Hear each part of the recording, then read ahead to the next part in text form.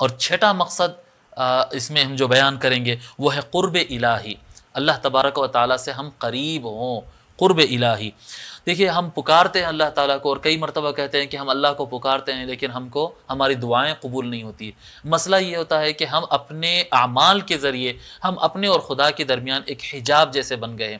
جب اللہ تبارک و تعالیٰ قرآن کریم کے اندر روزوں کا ذکر کیا، رمضان کا ذکر کیا اور قرآن کا ذکر کیا، یہ تینوں ایک ہی چیز ہیں۔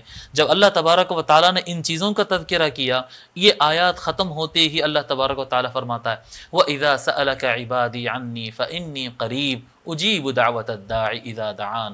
اور اے نبی صلی اللہ علیہ وآلہ وسلم، جب آپ کو کوئی سوال کرے کہ میرا رب کہاں ہے، وَإِذَا سَأَلَكَ عِبَادِي عَنِّي، اگر آپ سے کوئی سوال کرے میرے بارے میں تو اے محبوب آپ لوگ کو بتا دو فَإِنِّي قریب، انی قریب۔ اللہ تبارک و تعالیٰ فرماتا ہے کہ میں بہت زیادہ تم سے قریب ہوں۔ کب فرما رہا ہے قریب ہوں؟ جب روزوں کا ذکر کیا، رمضان کا ذکر کیا اور قرآن کا ذکر کیا، اللہ تبارک و تعالیٰ اس کے ویسے تو اللہ تعالیٰ ہر وقت وجود کے اعتبار سے ہماری شہرگوں سے بھی زیادہ قریب ہے، لیکن اس کے جب رمضان آ جائے، قرآن اور روزے آ جائے تو اللہ تبارک و تعالیٰ اس کے بعد اپنی رحمت کے ذریعے خصوصی قرب عطا کرتا ہے۔